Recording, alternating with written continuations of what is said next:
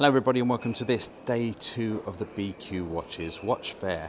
So my name's Gavin, for those that don't know me, I'm the producer of the show, and of course everybody's been really busy with the Watch Fair, so it's down to me to take you and walk you round what is going to be day 2. Please forgive my shaky hands because everybody in the team is actually filming properly and I just thought it's easier to whiz around with the camera. So day 2, day 1 was extremely successful.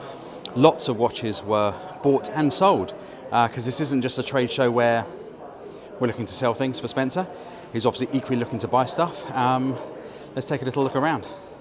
Okay, Paul Thorpe has joined us once again. He's over there with Spencer.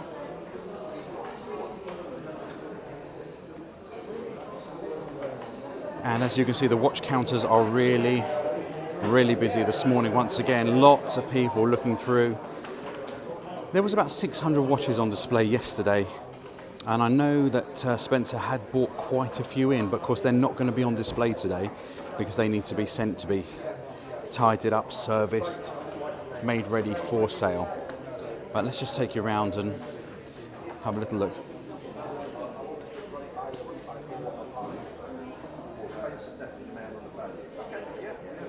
Yeah, people are talking valuations there on their watches. Let's take you behind the counters. All our security guards here. And as you can see, going across the aisles, everybody really happy, trying on watches. That's really one of the important things about today and yesterday, is that it's been a long time since people have been able to look at watches, touch them, feel them. I wouldn't imagine in the last 18 months there's been a bigger selection of watches on show in one place, certainly not in the London area, where people can come and try on watches, see what's available, and even if you're not here to buy, the team are encouraging everybody. Good morning, Janilda. Janilda, we're live on YouTube. Janilda's too busy. She's concentrating. She's focusing on the watches and all her customers. To try on some beautiful watches is what we're encouraging people to do, because often people will see a watch in a window, but they won't be able to necessarily touch it and try it on. And even with the beautiful like rose gold watches that are on display and the gold watches, people are very interested to see what they look and feel like on their wrists, and that's all part of what we're doing today. Kaylee, good morning. We're live on YouTube. Say hey. Hi. Yeah. I want to leave everybody alone this morning because actually they're really focusing on looking after all their customers. But what I'll do, I'll try and take you a little look down the aisles if I can, and get in between some of these people so we can see some of the watches. Because I guess that's what you guys really want. Let's try and squeeze in. I'll find a gap somewhere. Everybody's favourite watches to hate, Hublots. And the flickering light, by the way, is just from the LEDs. They all give off different frequencies, so it's yeah, I'm not going to be able to squeeze. I really don't want to disturb people. Everybody's really kind of crammed up on each other here. But let's have a look at some of these really nice boxes down here.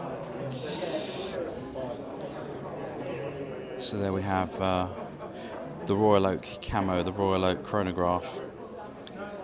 Lots of gorgeous pieces there. Actually, one of my favourites is the Daytona, which you can just see in the corner there. Thank you, sir. It's the Daytona in the corner there with the champagne dial, which is gorgeous. And then we have the Daytona with the diamonds that we had on the show a couple of weeks ago. And that lovely gold Ladies Patek, which is a really pretty piece. And actually, one of my favourites that's caught my eye today is not one of the more expensive watches, but I really love that Milkhouse.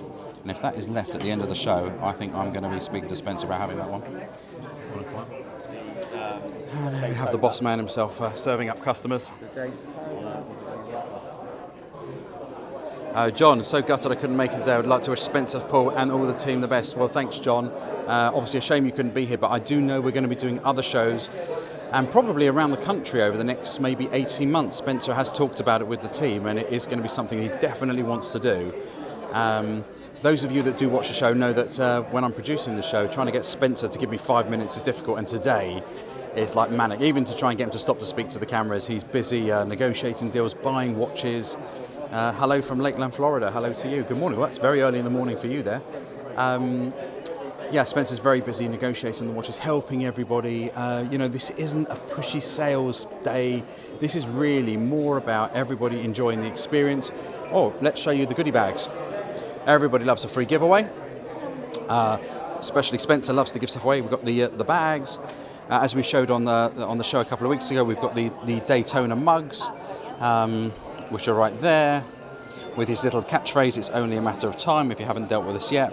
And of course, the now sought after BQ Watches mouse mats. Not that I know anybody in the world who still has a mouse, but that's okay.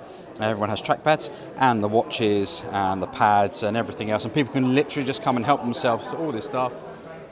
Downstairs there's guys barbecuing, there's trays of food and drink, all sorts of bits and pieces to make sure that people come and hang out, and that's exactly what they have been doing.